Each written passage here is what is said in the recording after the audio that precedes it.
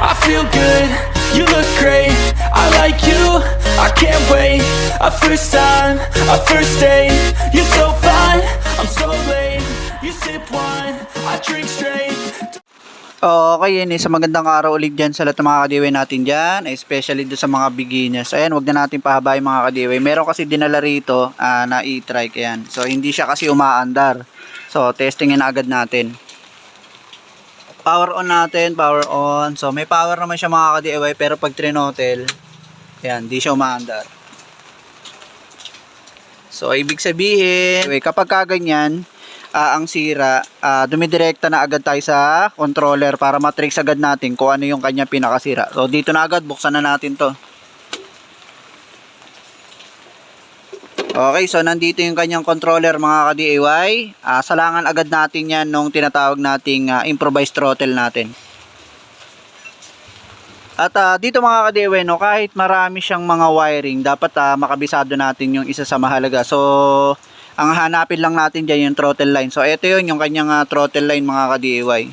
Yan, so ikakabit na natin yung ating device. At yan, nakabit na natin yung ating device mga ka-DIY. Pa-power on na natin. Yan, power on, and may power na rin siya dito. And then, to throttle natin siya dito. Tignan natin kung mag-andar. Yun, umandar.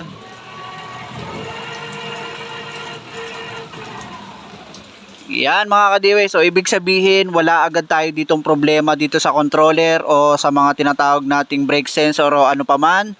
So ibig sabihin okay na tayo basta't mapa-under natin agad. So ganun lang kabilis yung unang pagtitrace natin, so wala tayong problema dito. Pupunta ngayon tayo dun sa throttle line dito. So sarado ko na to. Dahil okay tayo dito sa controller, ano, dito na tayo ngayon magko-concentrate. Tanggalin ko lang to mga ka-DIY. Yan, even though marami siyang mga wiring talaga, ang nagko-concentrate lang tayo dun sa throttle kasi napa-under na natin, no? So ito 'yon. So dito sa throttle neto, dito 'yon. Yan, etong kulay na to. Yan ay papunta dito. So ang gagawin natin, sasalangan ulit natin yan ng ating device para malaman natin kung ang problema ba ay throttle. Okay yan, so nailagay na natin yung wiring, yung ating device mga ka-DIY. Hanapin lang naman natin din yung kanyang positive at negative. And then power on natin. Yan, nag-power na siya. And then tignan natin dito kung mag-okay na siya mga ka-DIY. Yun, umandar siya.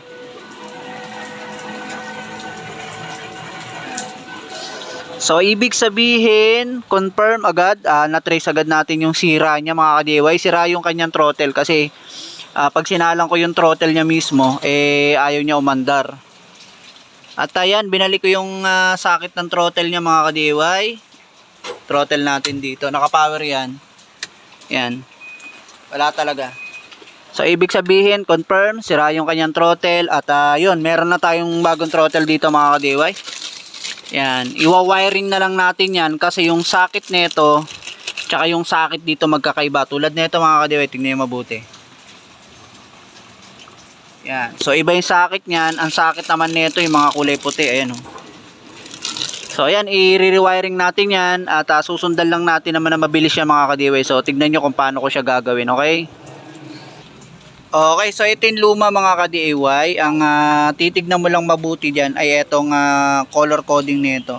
So ibig sabihin dyan kasi mga ka-DIY, etong dalawa, etong puti ay para sa atras yan. So etong may red, black, ito yung para sa throttle. Ito naman yung sa 1, 2, 3. Okay?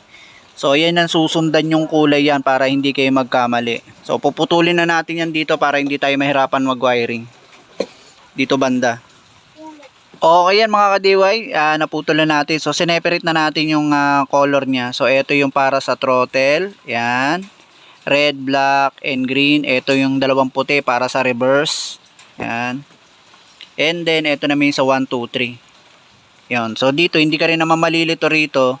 Kasi ang una mo nga hanapin dito ay itong red, black, green. O yan, dito natin siya puputulin para magamit pa natin tong ibang yung sakit. Sayang eh. So dito lang siya banda. Yan. Okay yan, separate na rin natin tong wiring dito sa para sa throttle. So color coding lang tayo dito sa tinatawag natin throttle. Yan, red, black, green, red, black, green. So etong dalawang puti, ang katumbas niyan, ito yung dalawang dilaw. So dito naman sa kabila, medyo nakakalito yan. Pero dito, kahit anong kulay, pwede naman eh.